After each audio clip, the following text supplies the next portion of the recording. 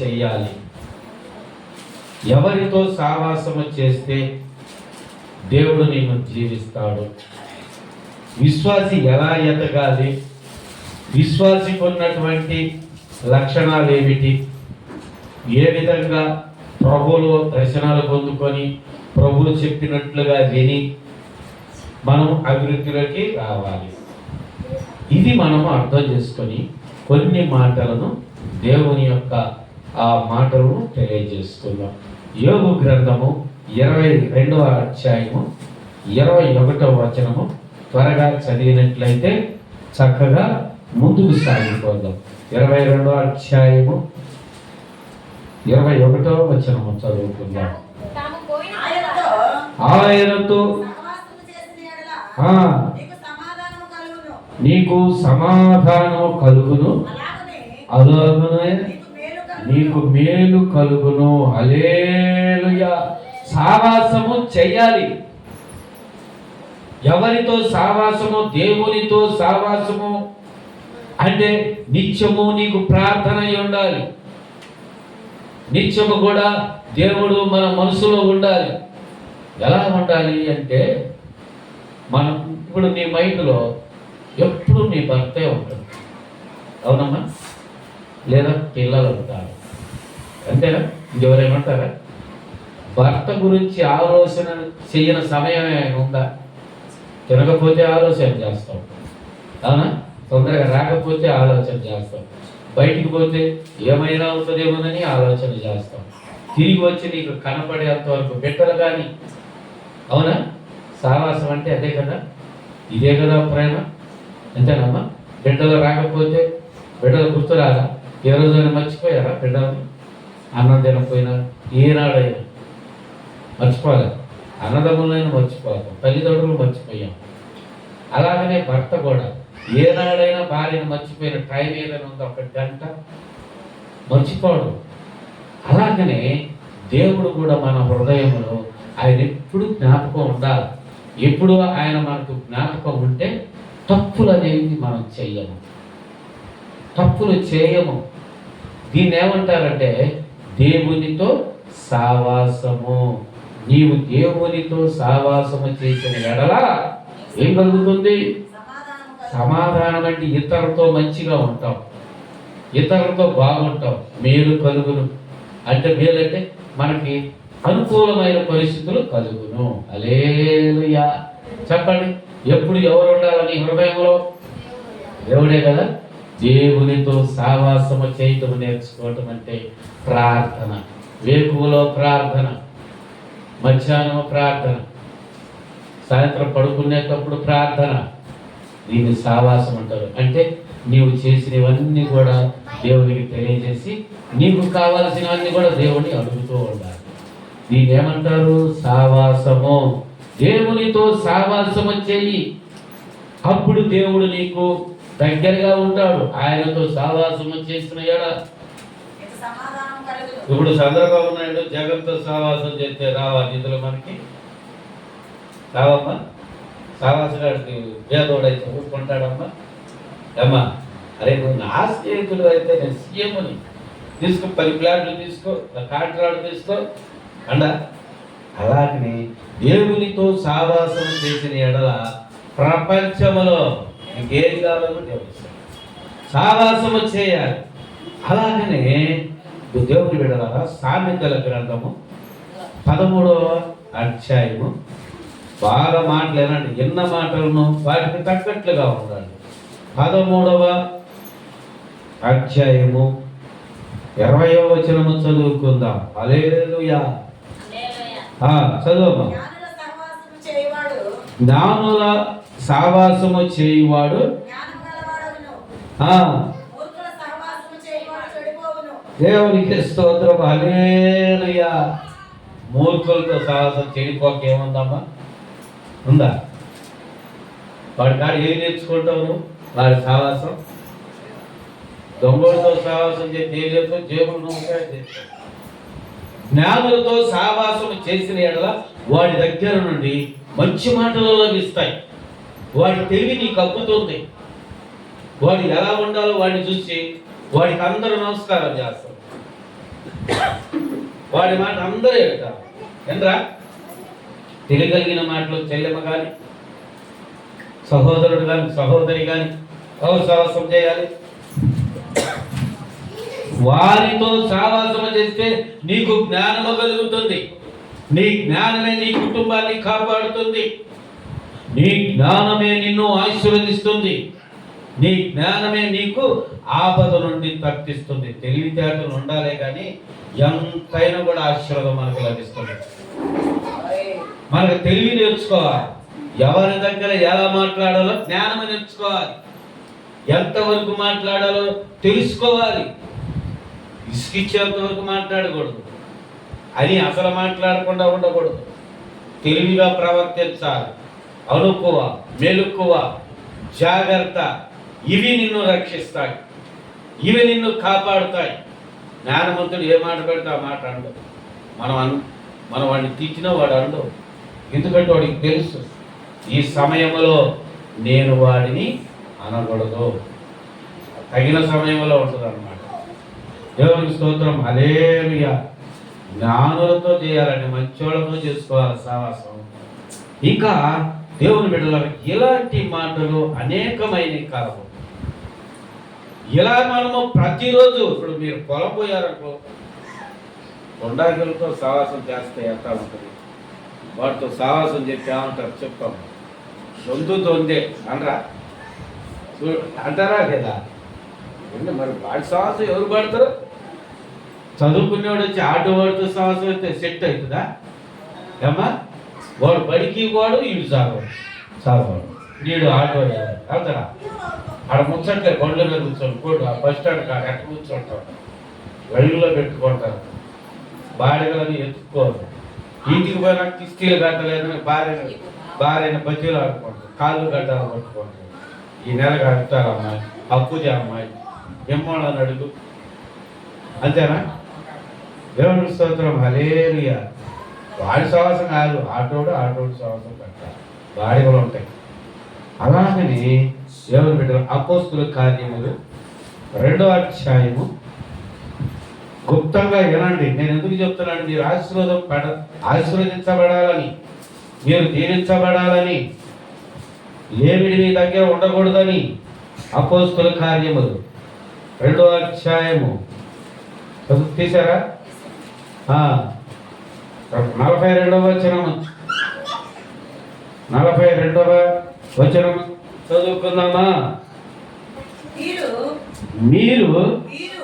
వీరు అపోస్తుల బోధయందును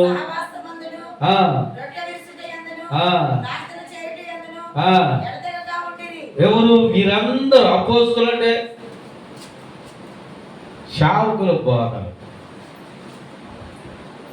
రొట్టె చేసినందును, ఇంకా ప్రార్థన చేయడం, కలిసి కూర్చొని ప్రార్థన చేయాలా? ఉంది కదా ఆ పాట. ముసలమ్మ ముచ్చట్లు కట్టి పెట్టి పరిశుద్ధ చేత పట్టి దీక్షతో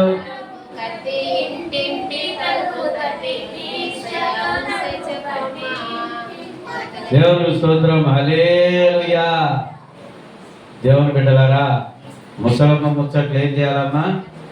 కట్టి పెడతారు. ముసలమ్మ ముచ్చట అంటే ఆమె పని పాటలు, వాళ్ళకేం పని కొలుగుతా ఉంటారు. నువ్వేం చేసినా కొలుగుతావు. మన ముసలమ్మ కర్ర పట్టుకుంటారు. ఆ ముసలమ్మ ఈ ముసలమ్మ పట్టుకుని ఆ కోడల సంగతి, ఈ కోడల సంగతి, ఈ అల్లుడు సంగతి, ఇదే పని కదా. ఆ ముచ్చట్లు నీకు అవసరం లేదంటున్నాడు. పరిశుద్ధులతో సహవాసం వచ్చాయి. కూర్చో, ఇద్దరు కూర్చొని ప్రార్థన చేసుకోండి. మనోడు ఏం చేస్తారంటే, చాలా మంది మనోడు కాదు, నేను వేరే ఒకసారి చూశాను. ప్రార్థన చేసుకుందామమ్మా, ప్రార్థన చేసుకోండి, ఇద్దరు ముగ్గురు కొడతారు. నిజమ్మా, ఆడిపోయినాక 5 నిమిషాలే ప్రార్థన. ఇక అంతా లోకం ముచ్చటే, ఇక సంఘం ముచ్చటే, లోకం ముచ్చటే, ఇదే. ఇక సైతాన్ రాకేమవుతుందమ్మా? అప్పుడు అంటాడు సైతానుడు, నా కన్న బిడ్డమ్మా శిక్షగా మాట్లాడు, చిటికలేస్తాడు, భలే నవ్వుతాడు. నిజం.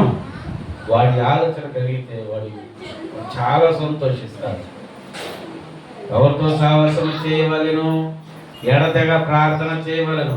పరిశుద్ధులతో నీ సావాసము ఉండవలెను. హల్లెలూయా. సావాసము లేకపోతే దేవునిలో ఉండలేవు. సంఘ సావాసం ఉండాలి. సంఘము కలిసి ఒక మాట మీద ఉండాలి. ప్రోత్సహించాలి. ఎవరైనా కష్టాల్లో ఉన్న చెల్లెమ్మ దగ్గరికి ఏం చేయాలి? వెళ్ళాలి. పాస్టర్ గారి దగ్గరికి వెళ్దా, ప్రార్థన చేస్తాడు. మనందరం బాగుంటాం. దేవుని నామానికి స్తోత్రం. హల్లెలూయా. ఏం చేయాలి బిడ్డలారా? చూడండి, మరొక వాక్యం చూసుకుందాం. మొదటి కొరింథీయులకు రాసిన పత్రిక తీస్తారమ్మా. మొదటి కొరింథీయులకు రాసిన పత్రిక ఎన్ని 7వ అధ్యాయము 24వ వచనం. బయటికి తీసుకెళ్ళండి పిల్లలను, ఆ రికార్డులో పడుతుంది. 7వ అధ్యాయం 24వ వచనము. సహోదరులారా, ప్రతి మనుషుడు ఏ స్థితిలో పిలువబడునో హల్లెలూయా. అంటే మొట్టమొదటిగా బాధతో కలిగినప్పుడు ఏ స్థితిలో దేవుని దగ్గరికి వచ్చావు? మొట్టమొదటిగా అదే స్థితి కావాలంటున్నాడు. మొట్టమొదటి బాగా ఉత్సాహంగా ఉంటుంది కదమ్మా.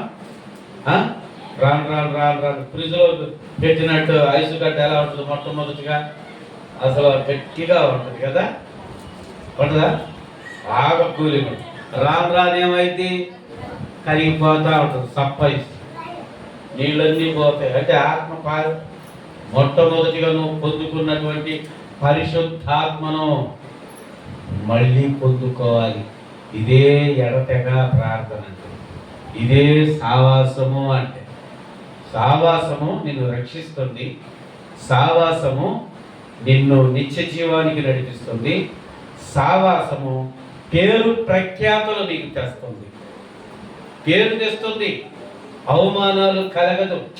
సంఘముతో సావాసం, పరిశుద్ధులతో సావాసం, మంచి వారితో. ఎవరితోనమ్మా? మంచి వారితో. ఎవరితో చేయాలి? మంచివారు, ప్రార్థనా పరులు. పాట పాడే అక్క సాహసపోతే ఇప్పుడు ఆ సాహసపోయిన అనుకో ఓ పాట పాడతావు, అవునా? ప్రార్థన చేసే చెల్లి కాడిపోతే దేవునికి స్తోత్రం. హల్లెలూయా. ఎవరితో సావాసము చేయకూడదు? 106వ కీర్తన. ఇప్పటి వరకు ఎవరితో సావాసం చేస్తే ఆ దేవుని మేలు పొందుకుంటాం తెలుసుకున్నాం. ఇప్పుడు ఎవరితో సావాసము చేయకూడదు చూద్దాం, ముగించుకుందాం. కీర్తన గ్రంథము చదవమ్మా. 106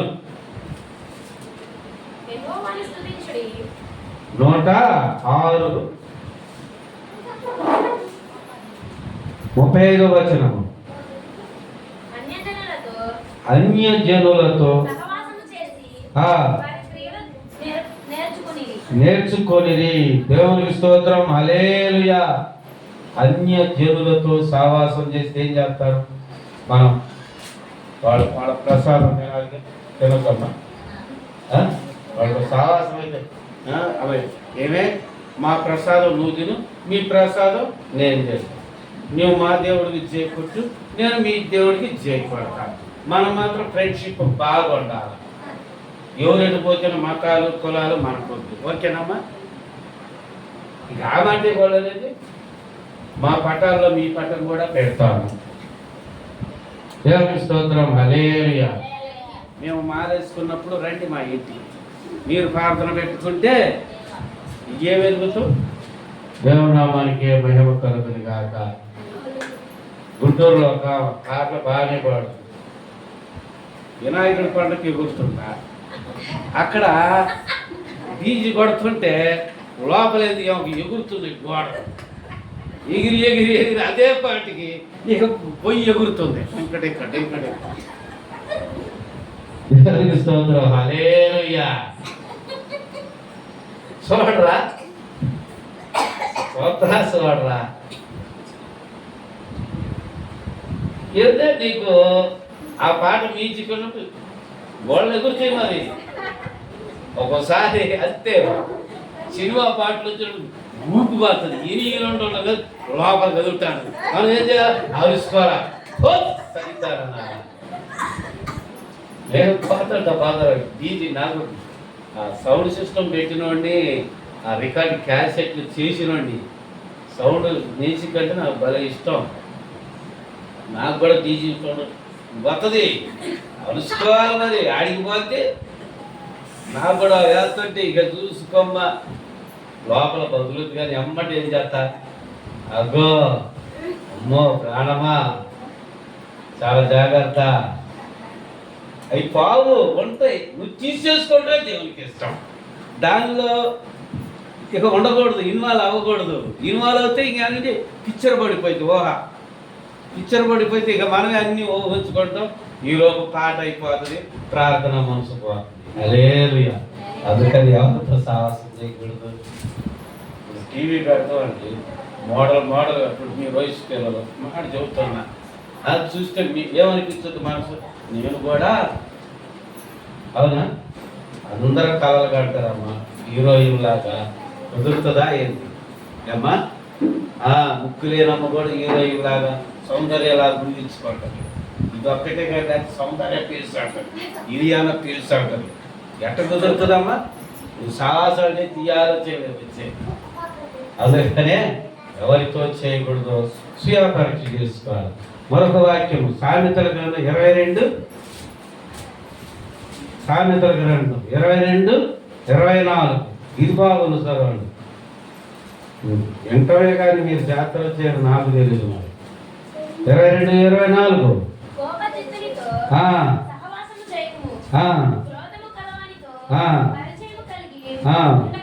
దేవునికి స్తోత్రం. హల్లెలూయా. కోప చిత్తులతో సహవాసం చేస్తే పోతపాతను చదువుతున్నాడు. మాట నా తోడే నా స్నేహితుడు అనుకోడాడు, ఏది చెప్పకపోయినా వాడే ఫ్యాట్ మన మొఖాన్ని మీద చదువుతాడు. కోపడే చీటికి మాటికి కోపడే వాడితో సహవాసం చేయకూడదు. ఇక భర్త అయితే తప్పదు. మరి ఇక అట్టనుకునేది ఇంకొకటే కోపడి చేయాలి. మాట్లాడి ఇటు చూడనట్టు ఇటు చూడటం కాదు. కోపకి చిత్తునితో స్త్రీ అయినను పురుషుడైనను సావాసం చేస్తే కట్టించాలి, కట్టింగ్ చేయాలి. భర్తని భార్యని కాదు, కట్ చేయాల్సింది. కట్ చేసి పాపం కాదు. అప్పుడు ఎదుగుతావు, అప్పుడు నీ భక్తి పెరుగుతుంది. కొండాకిని పెట్టాడు సాహసం పెట్టి నీతో బాగుంటాడు, కూర వేయించుకుంటాడు. ఆడికి పోయి చెప్పరా, నీ ముందు నీ మాట, నా ముందు నా మాట. దేవుని స్తోత్రం. నువ్వు పచ్చగా 4 చీరలు కొనవు అనుకో, నిద్ర పట్టుద్ది ఆ శైలమకి. నువ్వు చూపించుకోవటం ఎట్టుందో చూడమ్మా చీర అప్ప అంటది నీ ముందు. లోపల ఏ వెచ్చులు పెడుతున్నవి కదా, నువ్వే అబ్బా అంటానికే వీరు ఒక పట్టవు చీరలో. దేవునికి స్తోత్రం. హల్లెలూయా. కట్టలు చీర చాలా ఎందుకు కొట్టడం నాకు అర్థం కాదు. సంవత్సరం అయిందిగా వేసి నేను కట్టాను, కడితే మళ్ళీ కట్టరా మేము సొక్క వేసి ఇడిచినే 4 సార్లు కొట్టదు కదా. దేవుని బిడ్డలారా, చాలా కోప చిత్తులతో కూడా సావాసం మనం ఎదగటానికి మాట్లాడు. అలాగనే దేవుని బిడ్డలారా, ఇంకొక వాక్యం ఉన్నది. సామెతల గ్రంథము 23వ అధ్యాయము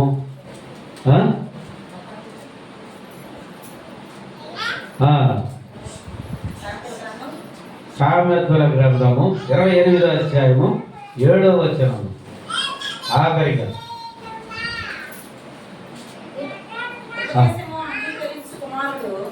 ఓ 28:7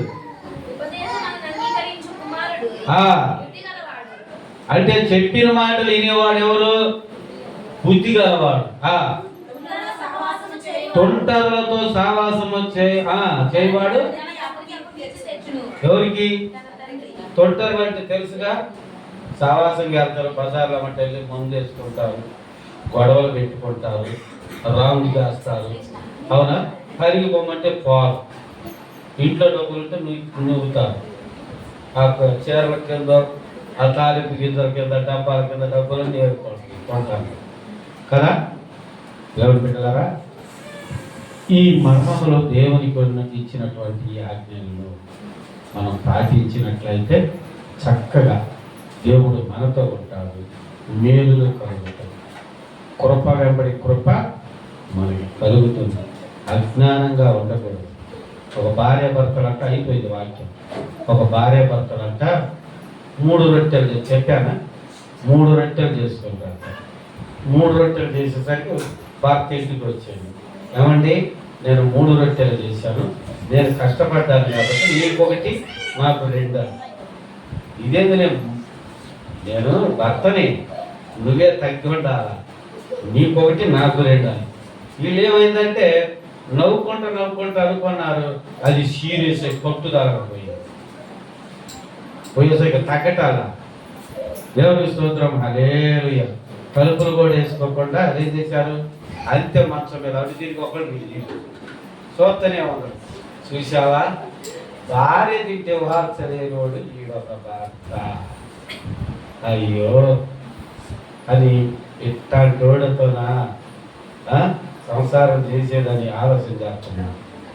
భర్త అన్నాడంట, భర్త 2 రొట్టెలు వేసుకుంటే వాహారం అనేది ఆడది, ఇది ఒక ఆడదే. ఇట్లాంటి దాన్ని పెట్టుకోండి ఒకళ్ళకొకళ్ళు. ఈ లోపల దొంగోడు వచ్చాడు, తలుపులు తీసిన అర్ధరాత్రి అయింది. ఏదాని తలుపులు లోపలికి వీళ్ళు కళ్ళు తెరిచే ఉన్నారంట. అమ్మో, కళ్ళు తెరిచే ఉన్నారు వీళ్ళు అని అంతే చూస్తాడు. వీళ్ళు ఒకళ్ళకొకడు ఉన్నారంట. ఏం మాట్లాడలే, ఏంది కళ్ళు తెరిచి నిద్రపోతున్నారా ఏందని పోయి దగ్గర పోయి తిట్టానారంట. వాళ్ళు ఏం మాట్లాడతారు, ఎందుకు మాట్లాడలేదంటే వీళ్ళు పందెం కాసుకున్నారు. ఎవరు ముందు లెగిస్తే వాళ్ళకి 2 రొట్టెలు, లేకున్న వాళ్ళకి 1. ఈ పందెం మీద ఒప్పందం మీద నిద్రపోవాలి, పడుకున్నారు. ఇక ముందు నేను లెగితే నాకు 1 అవుతుందని, ముందు నేను లెగితే నాకు 1 అవుతుంది, అవతల 2 అవుతుంది, అంతే ఉన్నారంట. దొంగోడు వచ్చిందంట, ఏదో నక్కలు దొరికిచ్చినట్టు ఉన్నాను అని హీరో కాడికి పోయినట్టు తాళాలు తిండి కింద పెట్టిండంట. ఉన్నాయంట, లేకపోలేదంట. అసలు ఏదో వాడికి మైండ్ పోయిందంట. ఏంటో ఏనాడు నేను చెప్తాను, ఎలాంటి దొంగతనం నీలాగని అన్నాడంట. పోయి తీసుకొని అనుమానంగా లేచి వస్తలేదని చూస్తూనే తీసాడంట. వీళ్ళు లేకొట్టాల అనుకున్నారంట. సంపాదించిన వాడు ఒక్క రొట్టె కోసం వాడు అంత పట్టు కలుపుకుంటే నాకెందుకని ఏమనుకున్నాడంట. ఇక వాడు కూడా అన్నాడంట, ఇది ఇంటి ఆడదయ్యుడు, ఇది ధనం మీదనే పిచ్చి లేదు, ధనం అంటే ఆశ లేదు, అమ్మో నా సొమ్ము అనేది రందే లేదు, దీనికి నేనెందుకు ఎదుగుతాను. పోతే పోయినాయి అమ్మ. పోయినాడు తెలుసుకోన్నాడు, మొత్తం కూడా బీరువా అన్నీ కూడా తీసుకోడు, డబ్బు నగలు తీసుకున్నాడు. ఇంకా చూశాడు లేకపోతే అసలు ఏందా అని ఆ చెవు కాడ చేపెట్టి ఇది కూడా తెస్తాడు. అది ఇప్పుడు లేచిందా వాడు ఏదో కూడా చూసుకుంటాడు, అంతే చూస్తాడు. ఏంద్రా ఈ దొంగతాడు ఆయన, ఏనాడు అంటే నక్కలు దొరికొచ్చాను ఈరోజు. అదృష్టం పండిపోయింది పోరాడు, శుభ్రంగా అన్నీ వేసుకున్నాడు. ఆ 3 రొట్టెలు తీసుకోండి. అన్నయ్య కాడ చికెన్ వండుకోన్నాడు, శుభ్రంగా తింటున్నాడు. అబ్బా అని ఇద్దరికి మంచి అన్నయ్య మంచి చెల్లెమ్మ అన్నాడు.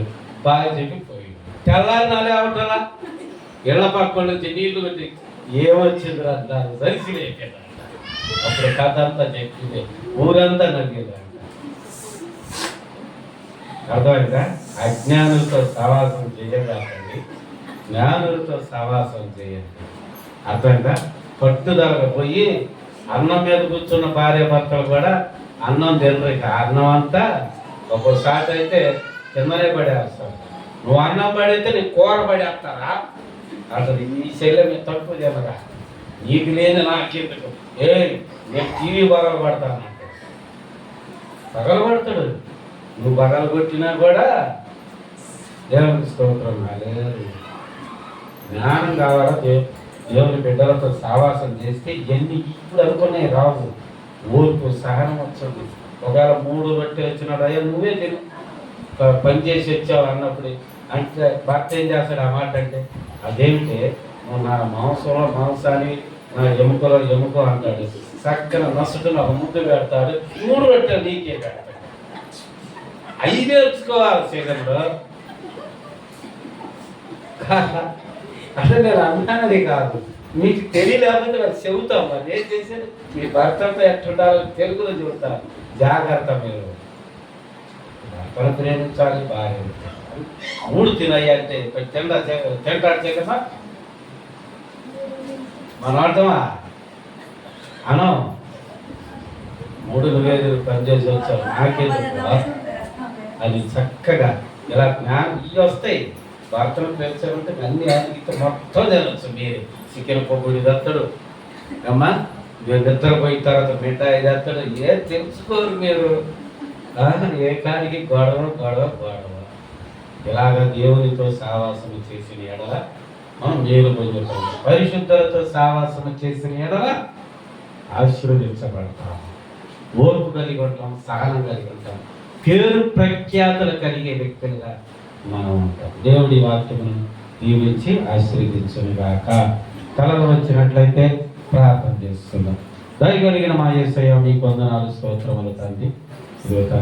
ఎవరితో సావాసము చేయాలి, ఎవరితో సావాసము చేయకూడదు అనేటువంటి మాటలను మాకు తగ్గ జ్ఞానాన్ని బట్టి మేము తెలియజేస్తున్నాం. వచ్చిన బిడ్డలను దీవించండి, ఆశీర్వదించండి తండ్రి. మంచి సావాసం కలిగి ఉండటకు సహాయం చేయండి. అలాగనే తండ్రి వచ్చిన సంఘాన్ని దీవించండి. వచ్చిన వారిని రాని వారిని అందరిలో మీరు ఉండండి. ప్రత్యేక ఉపవాసం చేస్తున్న బిడ్డలను దీవించి అన్ని విషయాల్లో మీరు తోడుగొని నడిపించి మాట్లాడుతున్న మాటలు నేను కాదు కానీ వట్టి వాడను, మట్టి వాడను, ఎన్నిక లేని వాడను, నోటి పోరగా ఉండి మాట్లాడి మైక్ పెరుగుతున్నాయి. నజరేయుడైన యేసుక్రీస్తు నామములో వేడుకొంచున్నాము తండ్రి.